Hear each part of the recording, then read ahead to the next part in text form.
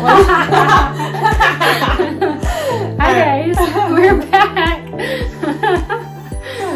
Back being silly. Just me mostly. I can come up. You have seen my children's faces. Like, all of their expressions. They get it from me. Alright. Okay, we are back. And we decided for this podcast episode that we are going to talk about fertility. And go into a little bit more about each of our fertility. Because they're both very different reasons why Tami and I both experience infertility. And we've touched upon it a little bit throughout the year, but the years, we've touched upon little different things, but at the same time, we've also learned a lot more throughout the years and like the causes and effects of things. Like when I first got pregnant with Ephraim, I knew very, very little about why I experienced infertility. And then it wasn't until after I had Ephraim and then was postpartum and then coming into getting pregnant with Isabella, I finally knew more and like the exact reasons why I felt the way that I did with his pregnancy and why I had infertility to begin with. I didn't have a lot of education as to the exact things why, and since then I've learned a lot about my stuff, and Tami has learned like exactly why she has had her infertility, which it's really nice to know. And in retrospect, we can say that now because you're like, yeah, but if I know, then that's fine, but if I can't do anything about it. Right. So thankfully, we can kind of just be happy for the fact that we have the knowledge now and we were able to utilize that knowledge to now. Tami is in her second trimester and everything is going really good with this pregnancy. Yeah. So I will start with my stuff a little bit and then Tami will explain her stuff. So when Tami and I first got married, years into the marriage, Tami had still been getting pregnant and experiencing near miscarriages, but I hadn't gotten pregnant once. I had not been able to conceive. And so I had just like resigned to the fact that Tami was going to have all of our babies. And I was there. I was like trying to find the silver lining because you had gotten pregnant. You had been pregnant for a couple of weeks, and I was just processing that for myself. Like, I can't get pregnant. What is wrong with me? Tami can get pregnant. We're with the same man. What is wrong with me? And just trying to find that silver lining of, well, at least Tami can get pregnant, so at least we can still have children, and I'm gonna have to be okay with that. I can be okay with that. I love Sadie, and I want more children in our family. So as like in a plural family, you can find the silver lining in that. Little did we know that Tami had problems with carrying because of a genetic condition, and we didn't find out for years and years and years later, and multiple pregnancies and births later.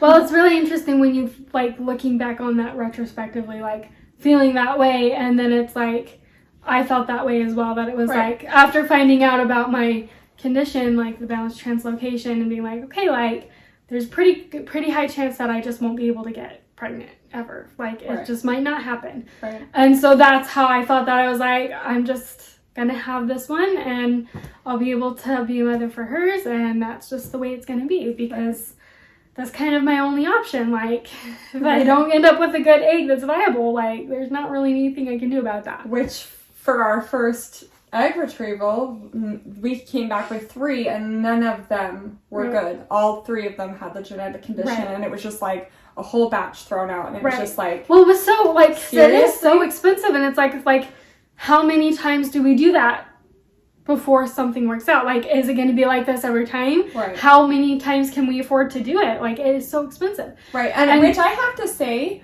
that experience is one of the worst experiences that I've ever had. So Tami and I were sitting at the computer and we had to pay for the testing. The testing was already done. It was a PDF download of the results. Mm-hmm. We paid for the testing, $5,000 for this piece of paper. That's how it feels. Well, right, like it was like so that much money on our card. Then to find out, and then the first thing I see is girl. Right. And I'm like, Tami, you're having a girl! Like, no matter what, she's having a girl because all 3 of them are girls. And then we go into the scientific names of how the studying came through. And then we have to look down in this, like, this fine print of what this word means. And so then we're like, and we're like, crap, that none of them are viable. Yeah. It was the worst roller coaster. Yeah. Sticker shock. Like, I've never had sticker shock before, but I'm like, can we get a refund? I know. Like, it is really hard, yeah, to be like, we just paid all this money, and now what? Now we have to start over? Can we afford to start over? Like, is that an option? How many times is that an option?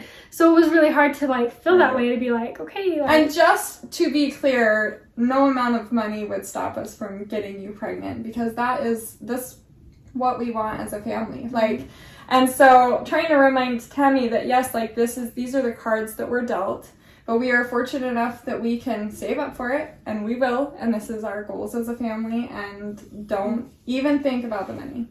Yeah, which is hard to do. It's very hard to do. But like I said, like, it really just was a very interesting dynamic to find out that way. Yeah. And then it was just like, I do think finding out the second transfer was easier. Like, the first one, like, we had no idea what to expect, and the second one, it was like, okay, like, we know what it looks like, we're gonna have to pay for this. We're gonna start with 19 eggs, and then we're only maybe gonna have 3, and then maybe only one of them is gonna be, hopefully at least one of them is gonna be viable. Right. Yeah. So it is interesting, like, going through those, like, the different stages with it, like, the way it was first, you know, and then the second time, and, like, we had all of these reservations. Right, we had better reservations. Right, going, we're like, okay, let's not have expectations on this. Let's just see what happens, and hopefully this will work. Right. And if it doesn't, we'll cross the bridge when we get to it. Right. Yep. So it was very, very hard. So it's good to have knowledge and be able to find the tools necessary to get you through from point A to point B. But it's definitely doesn't make it an easier process. Yeah. And I think knowing what's wrong with you, like, there is a certain amount of relief and satisfaction in that, but it also comes with these other problems. Like, finding out about the balanced translocation was, like, such mixed feelings, because it was like, okay, now we know why. Now we know why I then can't you also stay blame pregnant. yourself. You're but like, then it's hard. It's me. I'm the problem. Well, it is hard, because it's like, honestly, like, looking at that and going, okay, like, do I even have a right to try and bring children into the world? Like, yeah, I might get pregnant with one that's normal, like Sadie, but I might not ever. Like, is that even fair to try? And then, like, what happens if they're just unbalanced, and, like, I get, you know, like, just all of those different things that I never thought of before. Mm-hmm. Like, is it fair for me knowing that I could bring a child into the world that's going to not be fully formed? Right. Is that something that I should choose to do? And I guess having those thoughts and just realizing, like, honestly, like, if that happens, would I love that child less? Like, it would just look different. It would be difficult. Mm-hmm. It would be a learning curve to figure out how to take care of a child that has handicaps or, you know, whatever.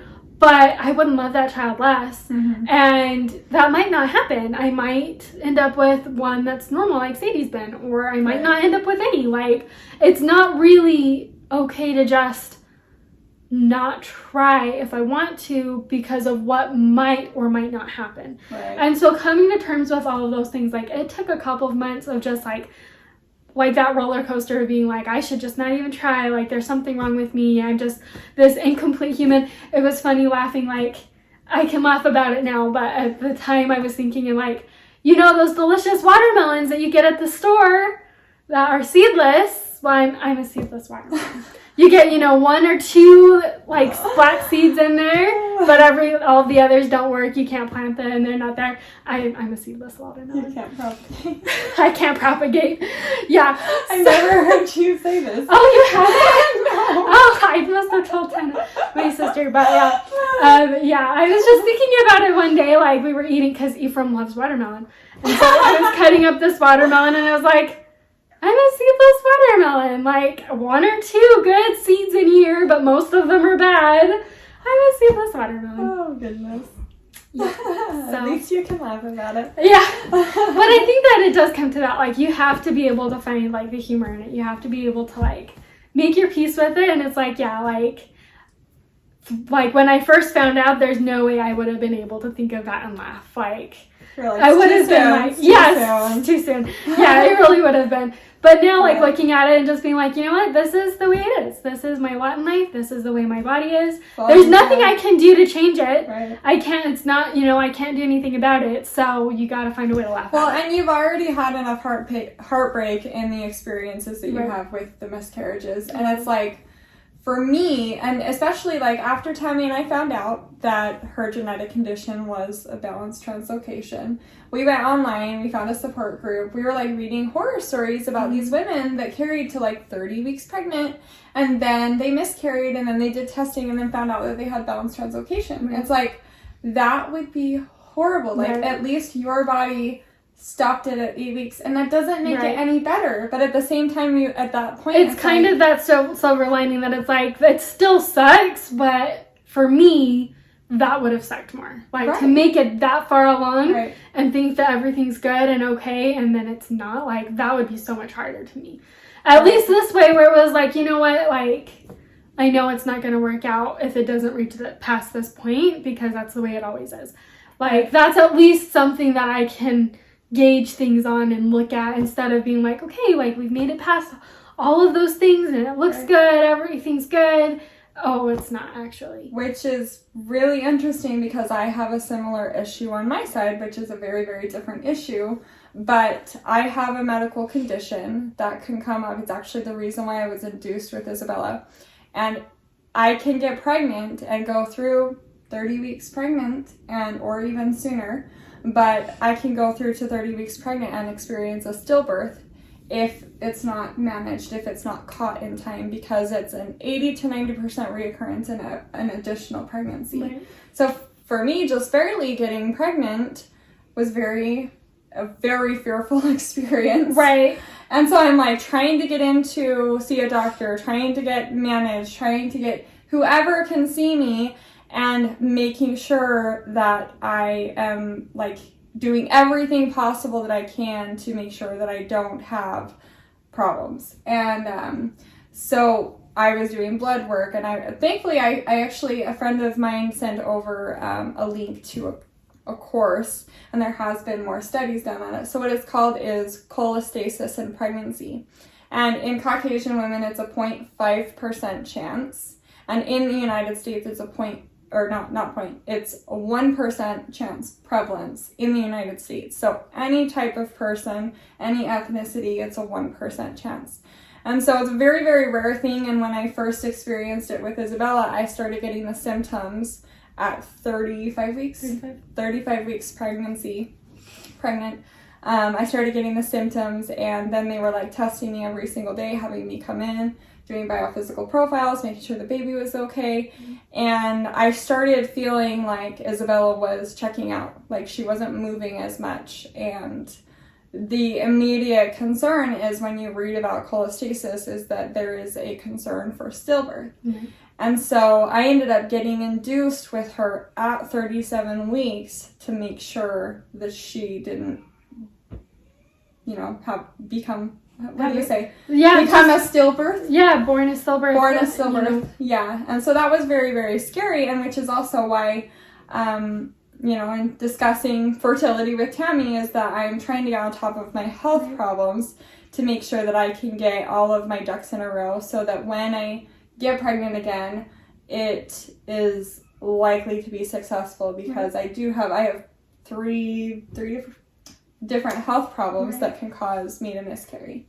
So back to those things, Tami and I, so back to our original part of our story, Tami had been experiencing pregnancies and miscarriages, and I was like, okay, I guess I just can't get pregnant.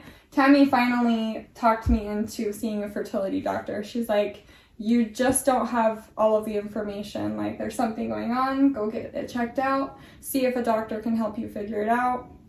And I honestly would never have gone to see a fertility doctor if you wouldn't have suggested it and planted the seed, because I'm from I'm like from the natural community. You don't see doctors. You don't do. And then when I'm pregnant, I have to see a doctor like every week. Right. It feels completely different. Yeah. It's like, this is weird. I can go years without seeing a doctor when I'm not pregnant. And then when I'm pregnant, everything that can go wrong will. Right. And so I started seeing a fertility doctor who then diagnosed me with hypothyroid. But in addition to hypothyroid, he diagnosed me with Hashimoto's. So I was diagnosed with this, but I had no idea what it was. Right. I had no idea what your thyroid did. I had no idea what Hashimoto's was. He was pretty much just like, let's get you pregnant and you'll be fine. Right. So then I get pregnant with Ephraim, which was only a couple of months after Tami and I moved into this house together. Yeah. And I am like this go-getter. Like, I write all of these lists out and I'm like, I'm going to do all of these things and get this done. And give me your honey to-do list, Tami. I'm going to get it done. And then I got pregnant and immediately I was dead. Immediately my brain was dead. My muscles were dead. I was lethargic. And I'm like, telling Tami, I'm like, I promise I'm not usually this way. She's like, well, I don't know how you usually are. We just moved in together. Right? I don't know. I've never seen your daily routine. Like we hang out and do stuff, but we don't we didn't live with each other. So it was like your daily routine. Like, I don't know what you do. I don't know what you do. I know what I do. I don't know what you do. We've been married for 2 years and I still don't know you. I'm not like, yeah, who are you? We didn't. Yeah, it really was that way that it was like, I don't know. Right. I mean, it might be fine. And we didn't know each other well enough to be like, asking these questions and things. Right. But also, I didn't even know about, I was like, this is what pregnancy is? This is shitty. Right. Excuse my language. And I was like, I've never experienced this. Like, I know that there are complications in pregnancy, but I never experienced them, so I don't know. Yeah, and I didn't know what was causing it. I honestly just thought, this is what pregnancy was, and I'm like, if this is what pregnancy is, this sucks. And Tami's over here like, oh, I didn't have any of these problems. I worked until I was 38 weeks pregnant, and then I had a baby. Right. I'm like, well, heck, man. Well, what's going on with me? Right, I can't do that. And so it turns out in retrospect, after learning more about Hashimoto's and learning more about hypothyroid, I was way under-medicated. And so to explain a little bit more about thyroid is the hormone that regulates your hormones so that you can stay pregnant. It also delivers oxygen to your brain and oxygen to your muscles. And Hashimoto's is an autoimmune disorder that attacks your thyroid. So I can supplement. So I also didn't have this realization until when? Had I already had Isabella? I think so. Okay, so between my pregnancies with Ephraim and Isabella, I knew that I was under-medicated, so I needed to take more medication. So in my pregnancy with Isabella, I felt a little bit better. I was able to take care of a toddler. I guess he wasn't really even a toddler yet. He was kind of a toddler. He was the size of a toddler. He was the size of a toddler. And so I was able to take care of Ephraim throughout my pregnancy, and I was able to work until, really the day before. Well, I, got induced early, so I wasn't anticipating that, but I was able to work until the day before I had her and the day after, and I felt a lot better afterwards because I was advocating for myself, doing blood work, working with a doctor that was helping me regulate my thyroid so that I was better functioning. So between Ephraim and Isabella's pregnancy, night and day difference, wouldn't you say? Yeah. Completely different. Yeah. And then, but you did, she did a lot of research. You read books, in between, you read books, you talked to people, you watched webinars, you did a lot of information. That light bulb moment when I went to Tami and I was just like, so, right. Thyroid delivers oxygen to your brain. This makes so much sense. That's why I was so lethargic, because I didn't have any hormones going out and delivering and all of that. And realizing what autoimmune diseases do. If you have an autoimmune disease, you're more likely to have other autoimmune diseases. And so learning that and realizing that and being okay, your body kind of just goes crazy when you're pregnant because you have less of all of these other hormones. Your body is doing all of this extra stuff to stay pregnant. And so, that makes a lot of sense. Your body is just, spazzing out a little bit, trying to stay afloat with all of these things. And that's the reason why as soon as I'm pregnant, I know, because my thyroid is so low already. I already don't have enough going throughout my body. And then when I'm pregnant and you have a baby that's pulling on that thyroid for survival, I immediately notice a difference. Right. I'm like, oh, okay, I'm pregnant. I feel like it. Right. And it's like a whole week or a week and a half before my missed period. And I'm like, yep, I'm pretty sure I'm pregnant. And then going through that so being better medicated to the point where I had this realization after I had Isabella. Like, okay, so I have hypothyroid, which means that I don't have enough thyroid, so that I'm taking synthetic medication that kind of replaces my thyroid. But Hashimoto's is attacking my thyroid. So how am I supposed to stop Hashimoto's? Because if I'm not taking enough thyroid medication to like offset it, well, my Hashimoto's is still attacking my thyroid. Even if you feel well because of the synthetic medication, you feel better physically, but the antibodies are still attacking your thyroid. Right. So it's still at some point my thyroid is going to be gone, and I'm going to need complete thyroid replacement because I won't have a thyroid anymore. And if you don't have a thyroid, you can't sustain a pregnancy. You can't have... I don't know if there's anybody that has had a full thyroid replacement and has been able to carry a child. Do you know? I have not heard of that, but I haven't looked into it. I don't even know if it's possible. I don't know. I mean, I don't know. I think theoretically it's possible, but I don't know. Like, maybe it's not. Maybe there's just no way to supplement that much thyroid. Or it becomes a very high-risk situation. If you miss a pill, you're going to not, be able to sustain a pregnancy. So then I had that realization after I had Isabella, and I was like, wait a minute. These pills aren't fixing the Hashimoto's. These pills aren't helping the situation. And then, so I managed to go 2.5 years without getting COVID. And then we got COVID in May of this last year.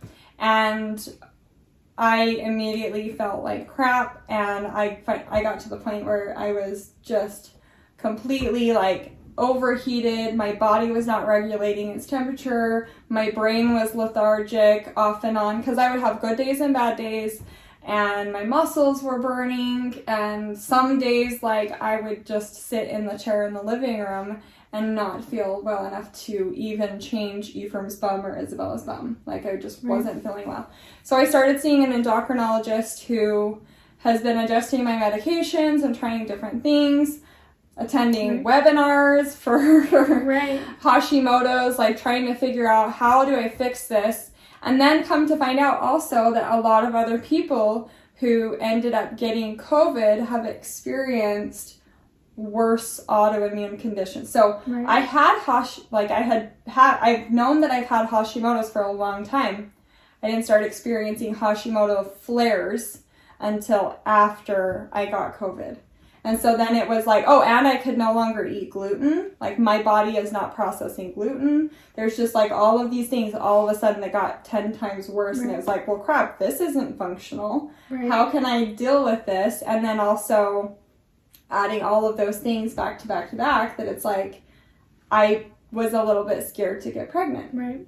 Well, I feel like it does, it goes back to that feeling that I had, it just feels overwhelming that it's I probably, even if I could get pregnant, should I? All of these other reasons, and that feeling that you have with it, that it's there's all of these other problems with it now, and it's not just get pregnant or don't. Now it's well, if I get pregnant, then what's going to happen to my thyroid? What's going to happen with all of these things? There's all of these other things that you think about, and so it becomes such a much more complicated feeling with it, that it's you want to get pregnant, but then what does that look like if you get pregnant, and if you stay pregnant, and all of these things, and then it's you just feel, I don't know, I feel I felt that that confliction with myself, that is if I do this, then all of these other things happen, and then what? And then what does that look like? And should I even try? Is it even worth trying? Should I just not even try anymore? Right. All of those feelings, it just feels very, it's just not black and white anymore. Right. It's not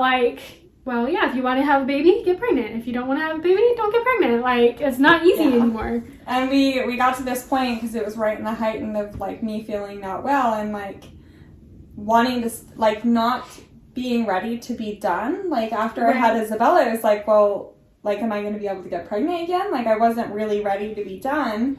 And so then we're like, okay, well, so Tami's eggs are fractured and my body doesn't work to carry a pregnancy. Right. Let's just...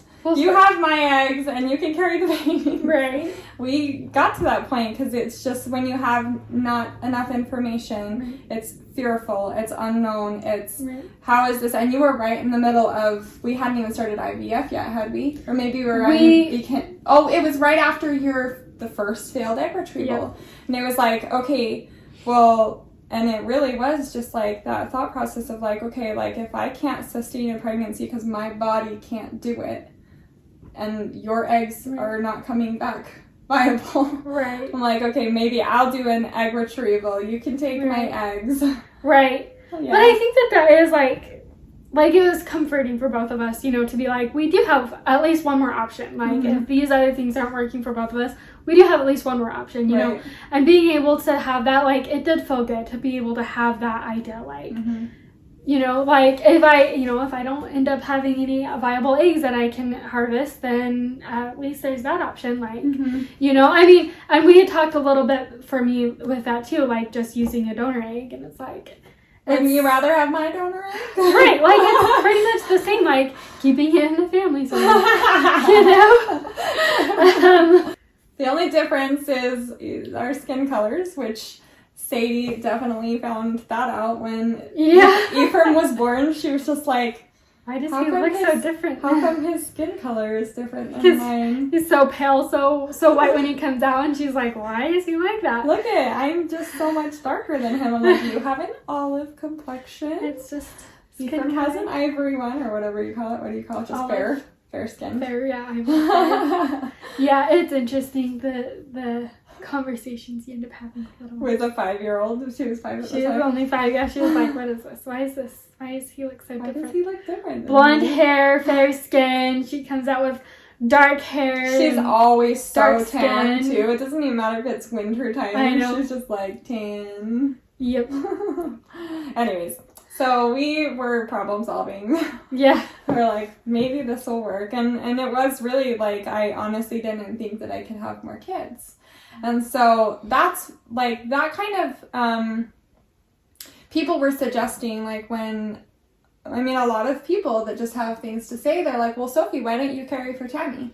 Well, why don't you just carry for her? Like, I'm like, I would if I could. Right. Well, that's not the problem. The problem isn't like I can carry just fine. I just have to have good eggs. We just have to have the viable eggs, exactly. And so it is like it's not just black and white, and it's not just easy to be like, you know, this is what you should do. And I think that's a lot with fertility and miscarriages and all those things. Like, you really do have to be more mindful and thoughtful about what you say. Right. Especially, you know, I think with like miscarriage and things like that, there's a lot of people that say things to try and help, you know, with the miscarriage, to try and like help console and make it feel better. But they'll say things like, well, it just wasn't meant to be, or, you know, there's something you have to learn from this, or, you know, even less good, like things like, well, if you were a little more righteous or whatever, like there's all these things that people say, and it's like, hey, that's not actually helping though. That person is having all of those conversations with themselves. What did I do wrong? What could I have done better? Is there anything else I could have done? Maybe if I had exercised less or more, or had a better diet, or a different diet, or taken different medications. Up my 2-year-old. Or maybe I should have gone on bed rest and just not do anything. I was in the car all day yesterday. Maybe I shouldn't have sat there that long. Right, like those people, they have those conversations with themselves. They don't need that externally from someone else. I got up to go to the bathroom. Maybe I should have just stayed down. Yeah, I mean, those are all things that they're thinking of themselves. They're trapped in their head thinking that. And then for you to basically confirm those thoughts and saying the same thing they're saying to themselves, that doesn't help them. Right. It doesn't make that feel better. It's like, okay, like, yeah, you're right, I am a terrible person. You're right, I do suck. You know, all of these feelings that you feel. And we know that that's not what they're trying to do. And it is, like, you know, trying to console, trying to make it feel better, trying to sympathize and give that feeling for them. But, you know, if you're really wanting to do that, a better way is to just be there. Yeah. Just, what do they need? Do you need to go, you know, go out for a cup of coffee and let's visit? Or stay inside? Or you want to be alone? Like, here's a candle. Right. You know, just sit and listen to them. Right. What do they need? Not everyone needs the same. And Sophie and I have learned that too. Like, the way we handle things is so different. I want to be alone. And as soon as she starts being alone, when I'm like, I just experienced my miscarriage, but like for me, I'm like, so do you not care? Like, right, and I'm like, here, I'll give you all the space you need. Like, I don't want space. And she's like, I don't want space. I want you to like give me hugs and do stuff with me. And I'm like, are you sure? Like, I don't want to push your space, you know, like, and realizing like that, like those different things. Like for me, what I need isn't necessarily what you need. Right. Doing what I need for you isn't actually helpful. It makes you feel worse. Right. And vice versa. Like if you're inviting me out to parties and wanting to visit and hug and talk, and I'm just going to be like, I can't do this right now. I can't do it. It was really awesome when it got to the point in our marriage that I understood Tami enough to know like she was out of her comfort zone going to the social event. She's met her social quota for the month. Right. We can let her be, and she can stay home with the kids. But so for like context, since if you haven't seen any of our other recent social media updates or videos that we've done, I found out that I was expecting on New Year's Eve, and then a couple of weeks later I started bleeding. I stayed down for 4 days, and then the bleeding got bad enough that I felt like I needed to go. The ER was the only option, so I went into the ER and then found out that we miscarried. And so going through the miscarriage, bleeding for a really long time, I think I was probably about 8 weeks along because the bleeding was pretty bad and the cramping was pretty bad. And a family member of mine said something, and I know that family member loves me. I know that they support us. They don't believe in plural marriage, but they, know that we do, and they support that. So what was said to me was that, well, maybe your body just knew that it was the other one's turn, like that it was Tami's turn to be pregnant and everything. And I'm like, okay, like I know that you're well-meaning, but like we don't take turns. This is not like that's one of the biggest stereotypes that I've come across where I've actually experienced that stereotype was like throughout all of my pregnancies. When I got pregnant with Ephraim, the first thing that was said was, like, to me, whoever I was telling was, like, they were kind of congratulatory, but then immediately they were like, well, but how's Tami doing? Like, how does Tami feel about this? And it's just like, okay, but, like, I'm my own woman. I'm my own person. I have just gone through 2.5 years of infertility, and I finally got pregnant, and that's the first thing that you say. And Tami doesn't feel that way. Like, that's putting it on Tami. Like, when it's like that, and it's like, I don't want anything to do with this. Like, I don't feel that way, and I don't want to be, like, put in this position. Yeah, it's, like, puts me in this position where then Sophie's like, well, do you feel that way? Like, do you not actually want this? And it's like, no, I don't feel that way. I don't want you to feel like I feel that way. I don't. Like, you are just as much equal and have an equal right to have kids as I do. Like, having that feeling like that makes it this stereotype that Tami is the wife, right, and I am the other woman, and Tami is the gatekeeper to me having children. Right, and it makes it like that's not fair and equal. Mommy, come here. That's not the way it works. Like if I am dictating and saying like, Sophie, you can only have kids when I say you can have kids. Right. We're no longer an equal partnership. We're no longer equal. Right. I have more rights and say than Sophie does. And I wouldn't stand up for that.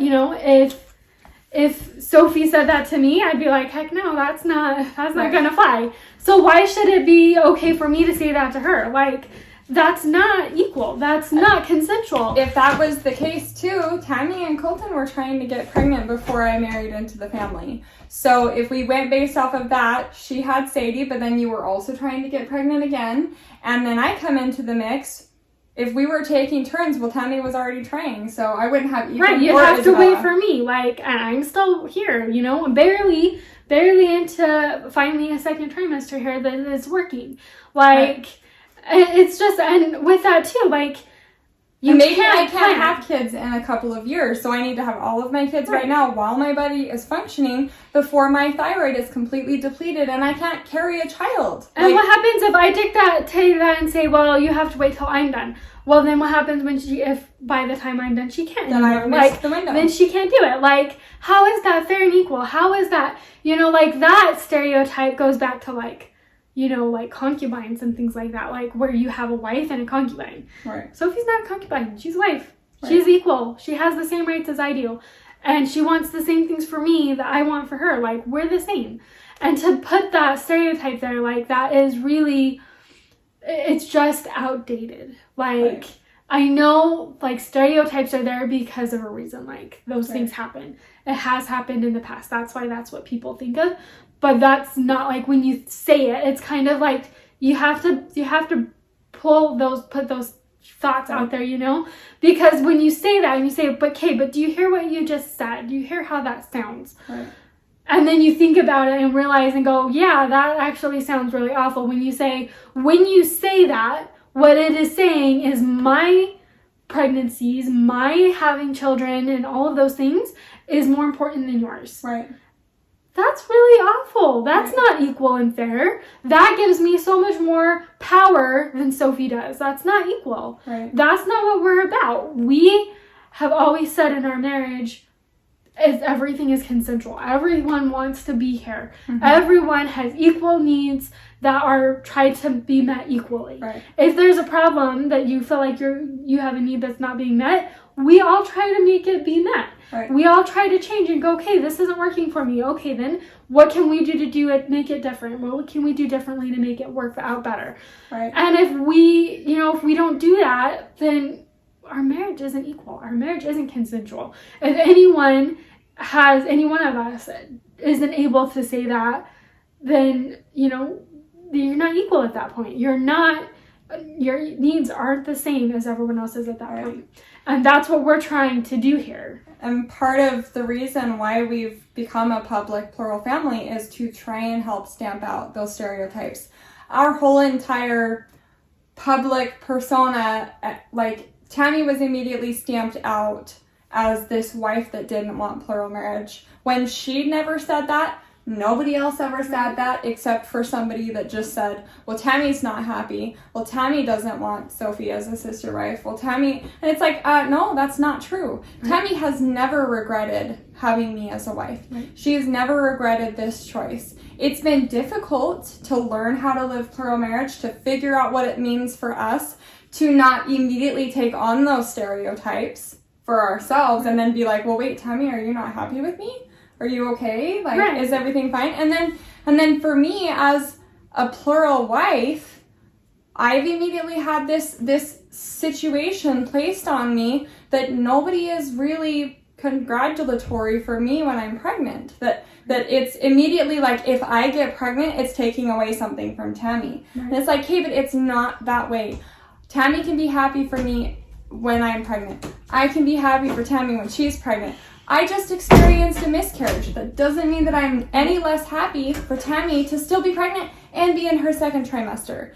I don't know if you guys noticed, but I didn't announce Isabella's pregnancy until I was like 33 weeks pregnant. I hid that pregnancy because I wanted to experience it for myself without everybody else telling me their opinions or saying, oh, poor Tami. Hey, poor Tami. Yes, we want Tami to get pregnant. We're still working on that as a family. We're going through IVF. We're doing all of these tests. We're figuring out all of these things. But that doesn't have anything to do with my fertility. Right. My fertility is my fertility, and I might not be able to have kids in a couple of years, and I might need to get them all out right now before my thyroid is completely depleted, and then I have no thyroid and I can't sustain a pregnancy at that point. That's my biological clock ticking, not Tami's. Tami has an issue with eggs. We don't know what that problem is. Hopefully now Tami can work through having children in her timing, in her body, and how her body is feeling. That doesn't have anything to do with my fertility. My fertility is mine. Tami's fertility is hers. Mommy, I don't like this pretty wall. You don't like this pretty wall? That's kind of sad. It's pretty.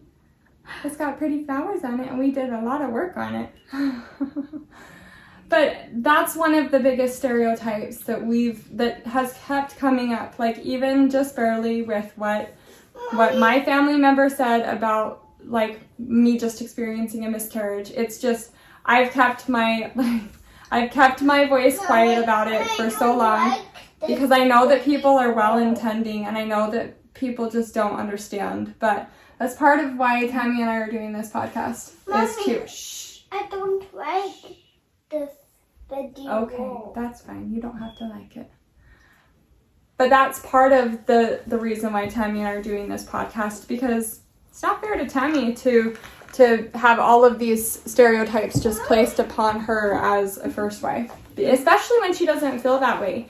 And Tami and I have a really good relationship that we've developed and grown this whole entire time, and if we let stereotypes stop us immediately, we wouldn't be where we are today. Right?